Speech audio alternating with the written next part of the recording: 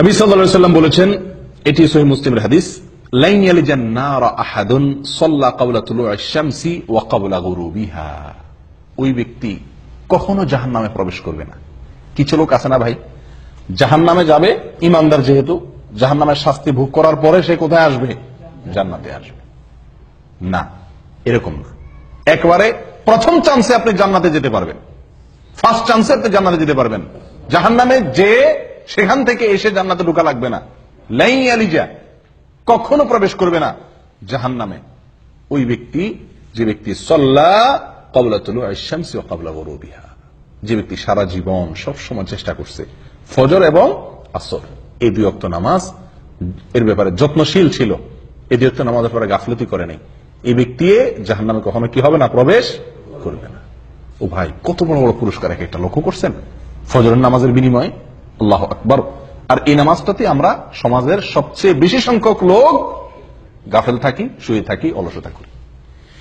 কেউ হয়তো বলতে পারেন, আরে ভাই, এই যে জাহান্নাম থেকে মুক্তির জন্য কত আমলই তো আছে, এটা করলে জাহান্নাম থেকে মুক্তি, এটা করলে জাহান্নাম থেকে মুক্তি, ওইটা করলে জাহান্নাম থেকে মুক্তি, অনেক আমলের কথা আপনারা শুনছেন না?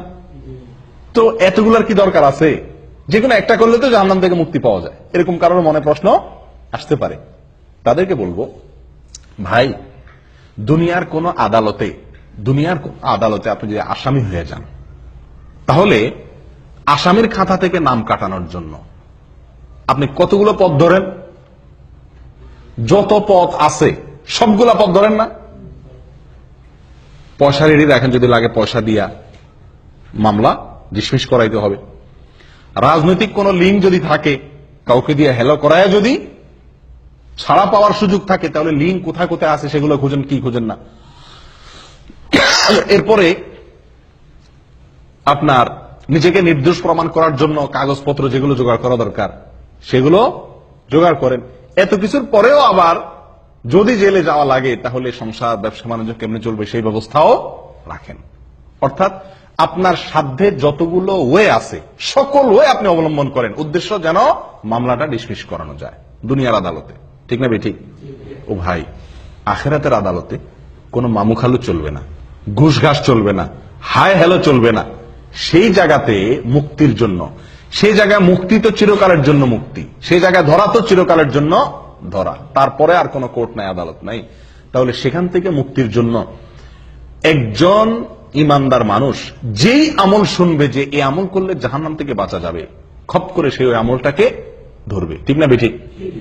যে বিশ্বাস করবে জাহান্নামকে, সে তো একটা দুইটা ওয়ে অবলম্বন করে এটা বলবে না, তুষ্ট হবে না যে ঠিক আছে তো জাহান্নাম থেকে বাঁচার জন্য যে একটা কাজ করছি তো খালাস হয়েছে তো, এরকম করবে। বরং কারণ আমার সেটার মাধ্যমে যে আমি জাহান্নাম থেকে মুক্তি পাবো, আমার সে আমলটা যে সলিড হয়েছে, পিওর হয়েছে, আল্লাহর কাছে গ্রহণযোগ্য হয়েছে, তার কোনো গ্যারান্টি তো নাই। এজন্য যতগুলো ওয়ে আছে জাহান্নাম থেকে বাঁচার জন্য, তার সবগুলো অবলম্বন করবে একজন ইমানদার মানুষ।